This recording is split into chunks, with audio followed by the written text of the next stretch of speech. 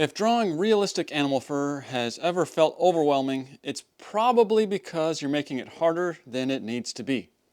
In this tutorial, I'll show you the exact layering technique I use to draw this bighorn sheep. And once you learn it, you can use the same process on almost any animal. We'll start by mapping out the head, since that's the most important part of creating a convincing animal portrait. Now, there are a lot of ways to approach this, and if you've studied anatomy, you'll have an advantage. Personally, I don't rely heavily on anatomy. After drawing so many animals over the years, I've found a much more flexible approach that works no matter what species I'm drawing. I just call it the compare method, but essentially instead of trying to memorize anatomy, I'm constantly comparing one landmark to another in my reference photo. So I'm checking where the eyes line up with the horn, how far the horn curves before it turns, how large the head is compared to the horns, and how all of those shapes relate to one another. It's simply a series of visual comparisons. The more you practice this method, the easier it becomes, and you won't need to memorize the anatomy of every animal you want to draw. Whether it's a bighorn sheep, wolf, or deer, you'll be able to build accurate proportions just by comparing shapes and landmarks. Another advantage of this approach is that you don't have to obsess over getting everything perfect right away. As we begin layering in the fur later, those layers naturally help define the form of the animal. If something feels slightly off in the early sketch, you'll have plenty of opportunities, since it's a slow process, to refine it as the drawing develops. With the head established, I use the exact same compare method to block in the body. The body actually gives you a little bit more freedom, while the facial features need to be very accurate for realism. The body is much more forgiving. And again, since the fur will eventually soften and reshape those edges, you'll be able to make subtle adjustments throughout the drawing process here as well. So now with everything mapped in, we can move on to the fur. And the process is actually very simple. I'll build the fur in layers using a 4H pencil, an HB pencil, and finally a 2B pencil. And you can absolutely adjust those grades depending on how light or dark you want the fur on your drawing to be. If you only have 2 pencils, or even if you just have 1 pencil, you can still make this work as well by varying your pressure to achieve lighter and darker values. The important part isn't the pencil itself, it's the layering.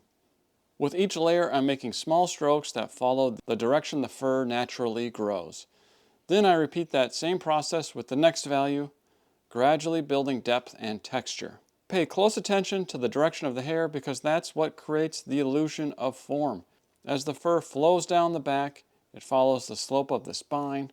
Around the shoulders and front legs, it wraps around the muscles, helping describe the three-dimensional shape of the animal. You don't need to study anatomy to understand this. A good reference photo already tells you everything you need to know. Simply observe the direction and length of the hair and let that guide your pencil. If you'd like access to a high-resolution reference image of a bighorn sheep, I have one available over on Patreon. That is a photo I took, not the one I'm actually drawing here. This one's based off a few photos I found online. But it's another great bighorn sheep photo to practice from. And just an FYI, the $1 a month membership on Patreon gains you access to all reference images I post over there. This stage does take some time, but it's also where you can continue refining your proportions, as I mentioned. If you notice the head, body, or legs need a slight adjustment, the layering process makes those corrections surprisingly pretty easy. Once those layers are built, it's time to soften everything. Right now, every individual pencil stroke stands out too much, but real fur doesn't usually appear as thousands of separate hairs. At a normal viewing distance, those hairs blend together into smaller groups and soft textures.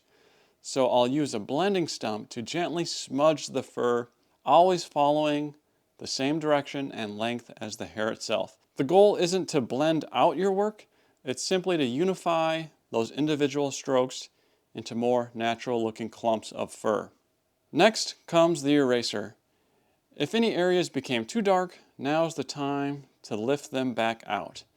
I also use the eraser to create brighter highlights by carving hairs back into the drawing. I'm using a Factus BM2 eraser. I'll link it down in the description. And I also like to trim the tip of it into a sharp point so I can pull out finer strands of hair. Just like with the pencil, every eraser stroke follows the same direction and length as the surrounding fur. At this point, we're entering the refinement stage. So I'm constantly switching between my pencils, blending stump, and eraser, making small adjustments where they're needed. If I need to lift out some fur or put some fur back in, I just use the right tool. I'm also using a 6B pencil to push the deepest shadows and add just a little bit more contrast where the drawing needs it. Due to the scale of the bighorn sheep here on this drawing, the mouth, nose, and eyes don't allow for a tremendous amount of detail, so it's pretty straightforward in this case. And now for the most recognizable feature, the horns. Although they look like they would be rounded at first glance, bighorn sheep horns actually have some angular planes. To capture that shape, I'm using contour lines that wrap around the form. Think of it like drawing a slightly curved cube. And with the horn shape established, I'm beginning to add in those smaller textural details like little scratches, worn edges, just sort of roughing up the surface a little bit that gives the horn their character. Most of the texture here is built with a 2B pencil using loose irregular marks.